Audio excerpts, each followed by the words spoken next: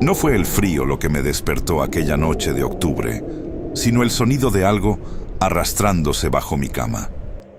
Un roce seco, como el de cuero viejo contra la madera podrida, que subía por las patas del mueble hasta hacer vibrar el colchón bajo mi espalda.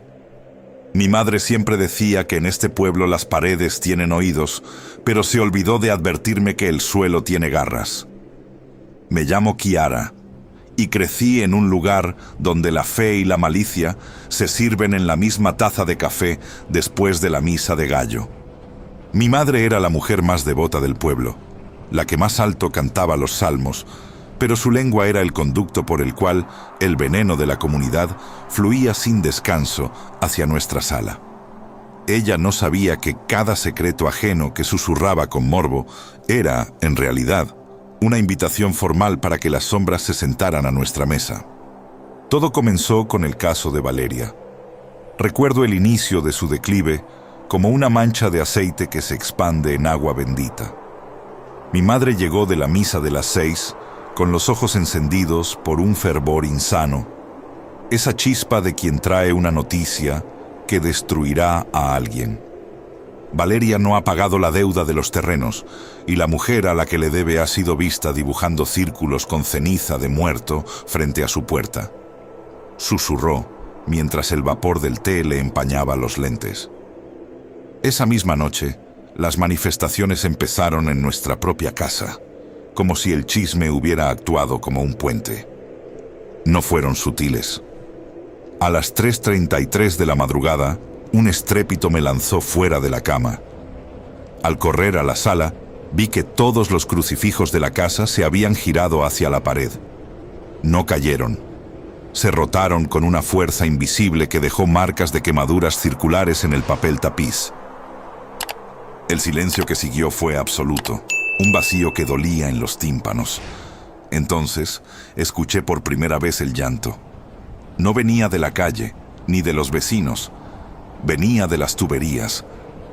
Era un lamento metálico, gutural, que parecía articular el nombre de mi madre entre burbujas de óxido y lodo. Valeria, mientras tanto, enfermaba de una manera que desafiaba cualquier lógica médica. Sus huesos empezaron a curvarse hacia adentro, como si una prensa hidráulica invisible la estuviera plegando sobre sí misma. Mi madre, en su afán de caridad, la visitaba solo para traer de vuelta detalles escabrosos, que Valeria escupía cabello negro, que sus uñas se caían dejando ver carne viva que burbujeaba. El terror psicológico se apoderó de nosotros. La paranoia de saber que alguien en el pueblo estaba manipulando fuerzas primordiales convirtió cada rincón oscuro en un verdugo. Empecé a ver figuras al final del pasillo, bultos amorfos que se disolvían cuando encendía la luz, dejando tras de sí un olor insoportable a carne chamuscada y flores de cementerio en descomposición. La casa ya no era un refugio, era una caja de resonancia para el mal. Serena, la mejor amiga de mi madre, fue la siguiente víctima. Serena era una mujer de luz, pero sus hijos, Mara y los demás, eran cuervos esperando que su corazón dejara de latir para repartirse los terrenos. Mara tenía una mirada que te helaba la médula. Era una mujer que sonreía con los labios, pero mataba con el pensamiento. Cuando Serena empezó a marchitarse, mi madre cometió el error fatal de señalar a Mara frente a las otras mujeres de la iglesia. Esa niña tiene el diablo en las venas, está secando a su madre para comprarse el oro que luce, dijo mi madre, sin notar que una sombra alargada y sin rostro la observaba desde el confesionario vacío. A partir de esa tarde, las noches en casa se volvieron un campo de batalla. Escuchábamos muebles pesados arrastrarse en el piso de arriba cuando no había nadie. Y las ventanas amanecían marcadas con huellas de manos pequeñas, con dedos demasiado largos para ser humanos, grabadas con ácido en el vidrio.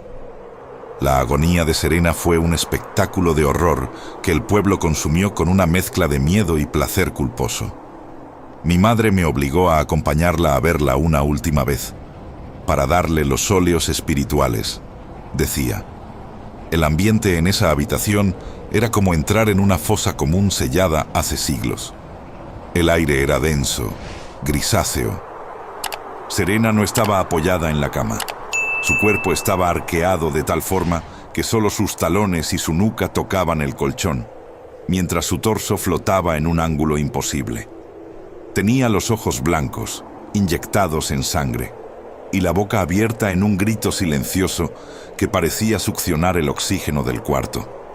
Mara estaba sentada en la esquina, tejiendo una prenda con hilos negros que parecían venas que se retorcían por cuenta propia. «Se está yendo, Kiara, y se lleva los secretos de todos con ella», me dijo Mara con una voz que no era la suya, sino una vibración multítona que hizo que todos los espejos del cuarto estallaran al mismo tiempo. Salimos de allí bajo una lluvia de esquirlas de vidrio, pero el horror no se quedó atrás. Al llegar a nuestra casa, encontramos a mi padre en un trance catatónico frente al televisor apagado. En el reflejo negro de la pantalla no estaba su rostro, sino el de una Serena cadavérica, señalando con un dedo putrefacto hacia nuestro patio trasero, justo donde mi madre cultivaba las hierbas para la comida. Tras el entierro de Serena, un funeral donde el ataúd pesaba tanto que 6 hombres apenas pudieron levantarlo, el pueblo se sumergió en un silencio antinatural. Los hijos de Serena no guardaron luto. Al día siguiente, estaban en la plaza vendiendo las joyas de su madre, riendo con una alegría histérica que rozaba la locura. Mi madre, consumida por una culpa que no quería admitir y un miedo que le secaba la garganta, empezó a perder la razón de forma sistemática. Se levantaba a las 2 de la mañana para limpiar la cocina, pero no usaba jabón ni agua. La encontraba frotando el suelo con ceniza de cigarro, susurrando los nombres de los muertos del pueblo en una letanía interminable. El horror alcanzó su ápice cuando la comida empezó a transformarse en nuestras bocas.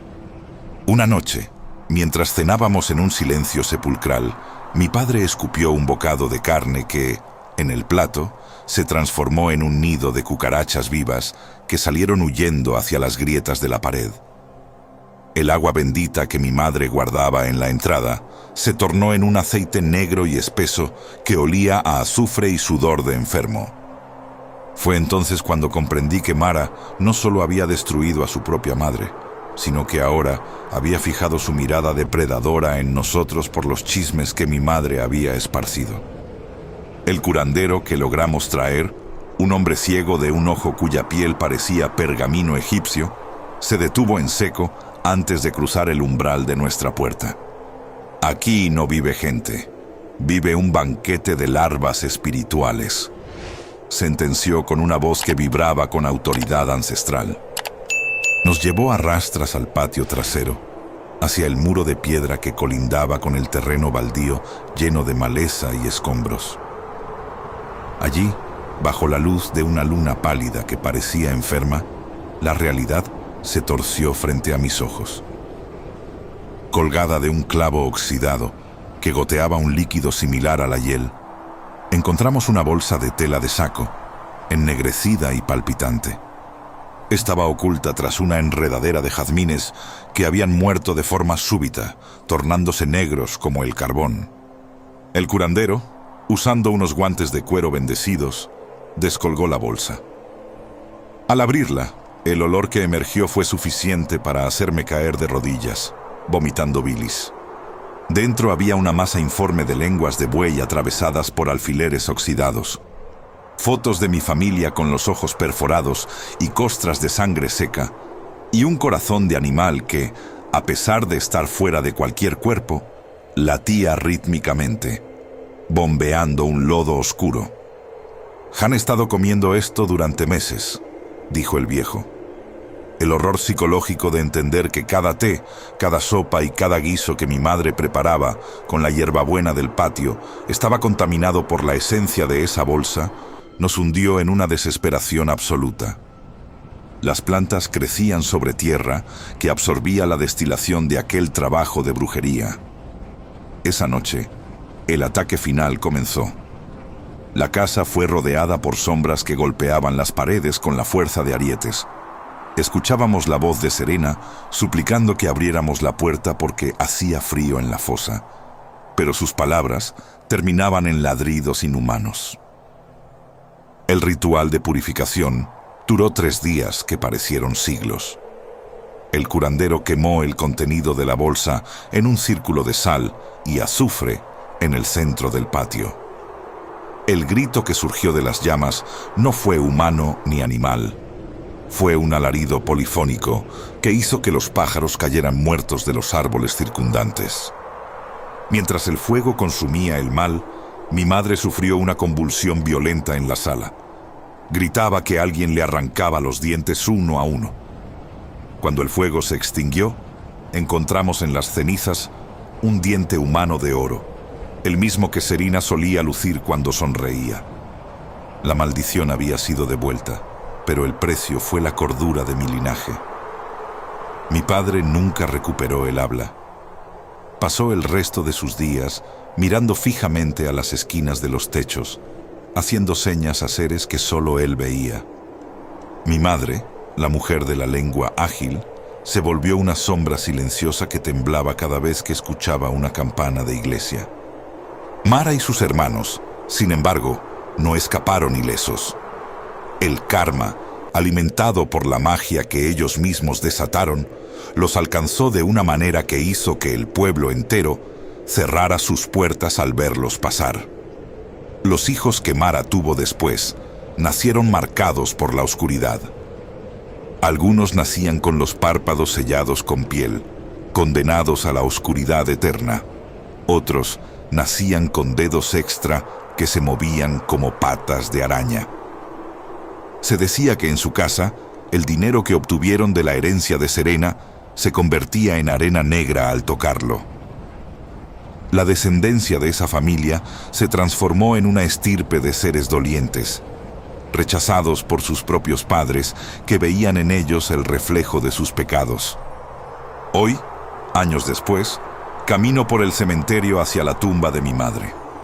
El pueblo sigue igual, estancado en su propia bilis, pero yo he aprendido el valor del silencio absoluto.